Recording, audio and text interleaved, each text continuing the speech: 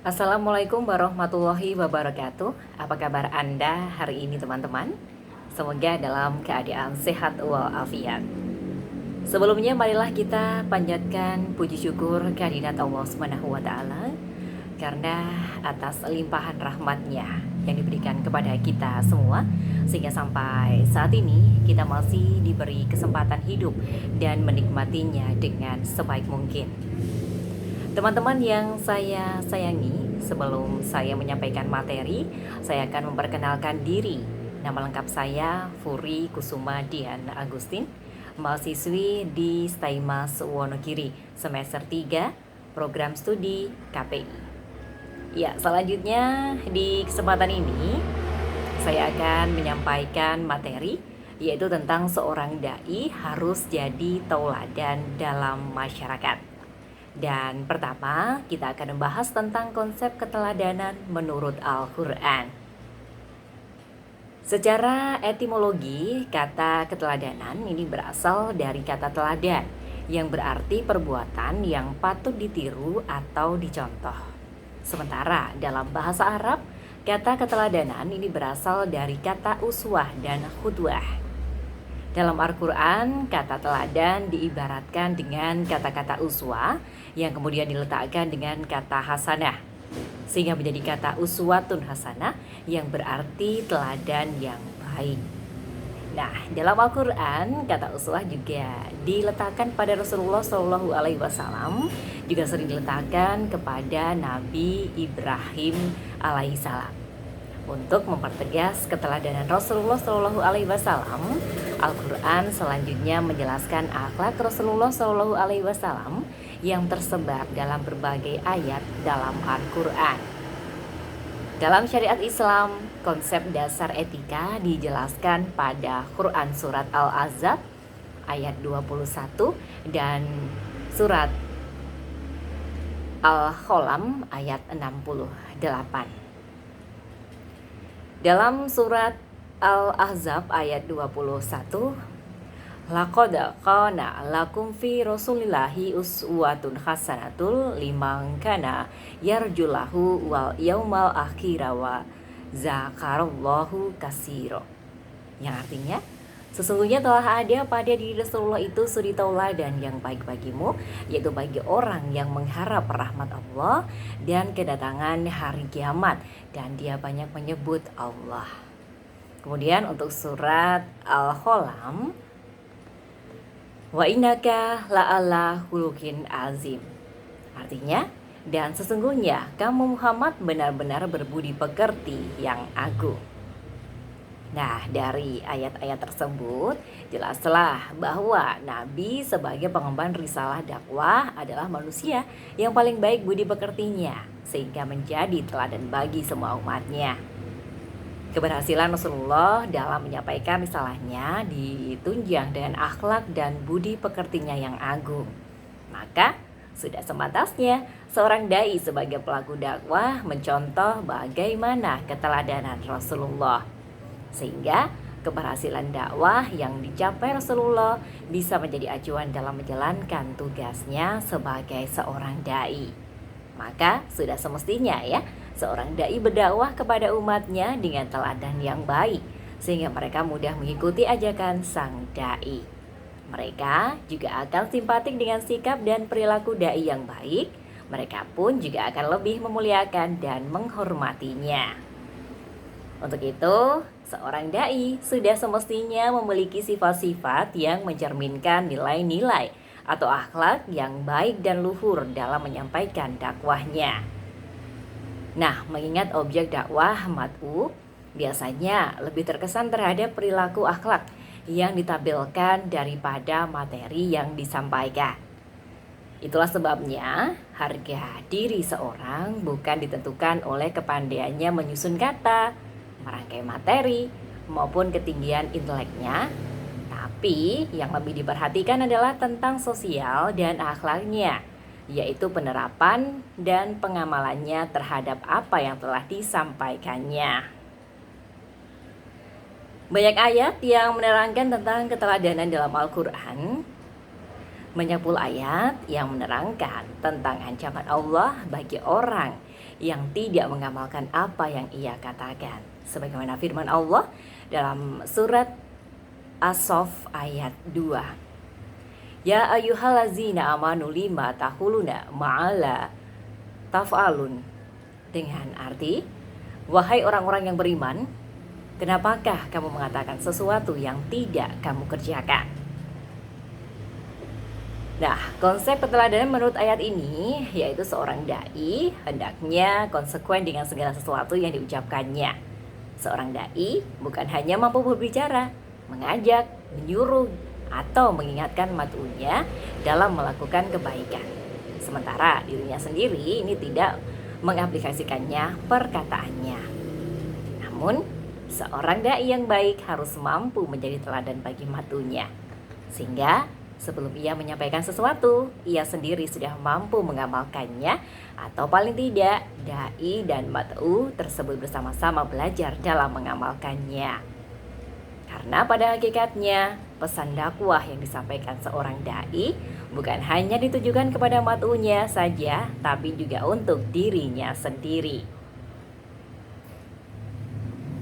Teman-teman yang berbahagia, etika dai dalam tabligh yaitu yang pertama, memberikan keteladanan sebelum berdakwah, mengikat hati sebelum menjelaskan, mengenalkan sebelum memberi beban, memudahkan bukan menyulitkan, memberi pemahaman bukan mendikte, mendidik bukan menelajangi, dan sebagainya. Seorang dai harus menjadi teladan bagi umatnya, sebagaimana Rasulullah yang menjadi teladan uswatun hasanah bagi seluruh umat muslim di sepanjang zaman. Maka, seorang dai harus memperbaiki diri sendiri dan mengamalkan apa yang dibicarakannya sebelum menyuruh mat'unya. Dakwah sebagai suatu proses mengajak manusia agar berpegang teguh terhadap ajaran Allah guna memperoleh kebahagiaan baik di dunia maupun di akhirat kelak. Usaha mengajak manusia dari suatu situasi menuju situasi yang lebih baik merupakan kewajiban setiap kaum muslimin dan muslimat menurut kadar kemampuan masing-masing. Namun kenyataannya tidak semua kaum muslimin dan muslimat mampu berdakwah secara tabligh sebagaimana Rasulullah. Sebagian besar kaum muslimin dan muslimat hanya mampu berdakwah bagi dirinya sendiri. Dai merupakan salah satu dari sekian banyak kaum muslimin dan muslimat yang telah tergerak hatinya untuk menjalankan kewajiban dakwah tersebut. Nah, teman-teman, adapun tipe-tipe dai dibagi pada beberapa tingkatan, yaitu diantaranya sebagai berikut.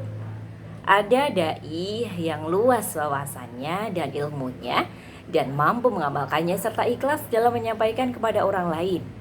Ada juga dai yang pintar dan luas wawasannya, mampu mengaplikasikan ilmunya, namun tidak mau menyampaikan ilmunya kepada masyarakat. Dan ada pula seorang dai yang pintar dan luas wawasannya, namun tidak mampu mengamalkan ilmunya dan tidak mau menyampaikan kepada masyarakat. Nah, berbicara tentang dakwah di era modern ini ya teman-teman, berarti terlebih dahulu harus mengenal masyarakat yang menjadi mat'unya. Masyarakat di era modern seperti ini ditunjang dengan berbagai fasilitas dan media yang serba canggih dan serba instan. Maka, mau tidak mau, seorang dai harus mengikuti perkembangan zaman dengan memanfaatkan fasilitas-fasilitas tersebut untuk menunjang proses dakwahnya pastinya. Seorang seorang dai ini harus inovatif dan visioner agar dakwahnya sesuai dengan keadaan zaman, baik dari segi metode penyampaiannya maupun media yang digunakannya, sehingga dakwahnya dapat diterima di kalangan masyarakat. Di zaman sekarang, dai bukan hanya bertablik dari mimbar ke mimbar ya, maupun dari majelis taklim ke majelis taklim yang lainnya. Namun, bertablik di masa kini dapat dilakukan dai lewat media, yaitu media massa ya, seperti televisi, radio, internet, maupun media cetak. Maka, tak heran jika saat ini beberapa stasiun televisi berlomba-lomba menyuguhkan siraman rohani dengan menampilkan para dai dan daiyah yang sedang naik daun. Tak heran juga ini jika popularitas sebagai selebriti melekat pada dai atau daiyah tersebut karena seringnya tampil di media. Maka kehidupan pribadi sang dai pun menjadi sorotan media dan masyarakat pun mengetahui kehidupan pribadi mereka. Sisi-sisi positif dari bertablik lewat media ini, sang mat'u dapat meniru gaya hidup sang dai. Contohnya nih, dai yang sudah berumah tangga, maka kehidupan rumah tangganya dapat ditiru oleh mat'unya. Sehingga sang dai harus mencontohkan bagaimana berumah tangga yang baik sesuai syariat Islam. Bagaimana membangun keluarga yang sakinah, mawaddah, warahmah. Maka secara tidak langsung mereka juga berdakwah lewat keteladanannya. Namun sisi negatif dari bertablik lewat media ini, kesalahan sekecil apapun yang dilakukan dai akan langsung diekspos di berbagai media dan diketahui publik. Nah, setelah nama baik sang dai ini tercemar, maka popularitasnya pun menurun. Contoh kasusnya ini, dai yang poligami. Beliau seorang dai yang sangat populer di kalangan masyarakat. Sikapnya yang hangat dan tutur katanya yang lemah lembut membuat beliau disenangi oleh semua lapisan masyarakat, terutama kaum ibu-ibu. Nah, namun setelah beliau melakukan poligami, maka popularitasnya menurun. Beliau jarang tampil di stasiun televisi. Padahal apa yang dilakukannya bukanlah suatu kesalahan yang menimbulkan dosa. Karena apa yang diperbuatnya diperbolehkan menurut syariat Islam dengan ketentuan-ketentuan tertentu. Itu tadi contoh kasus yang pertama ya. Kemudian kasus lainnya yaitu dai yang dianggap melakukan malpraktek. Kehidupannya yang mewah tidak mencerminkan sosok seorang dai yang seharusnya berpenampilan sederhana, baik dalam kesehariannya maupun saat bertablik. Sebab sosok yang sederhana ini akan masuk di semua kalangan masyarakat, baik menengah ke bawah maupun menengah ke atas. Nah, kasus malpraktek yang dilakukannya hingga masuk ke meja hijau, akibatnya nama baik sang dai ini tercemar, rumah tangganya pun juga ikut berantakan. Oke teman-teman, fenomena lain yang berkembang saat ini, dakwah bukan lagi suatu ritual agama yang dianggap sakral. Setiap orang bisa menjadi seorang dai dan melakukan dakwah, asalkan ia pandai berbicara dan mempunyai ciri khas dalam penyampaian pesan dakwahnya. Tak heran jika saat ini para dai berlomba-lomba membuat dakwahnya semenarik mungkin untuk menarik perhatian masyarakat. Contohnya, berdakwah dengan guyonan, dan tak sedikit dai yang menggunakan cara dakwah seperti ini.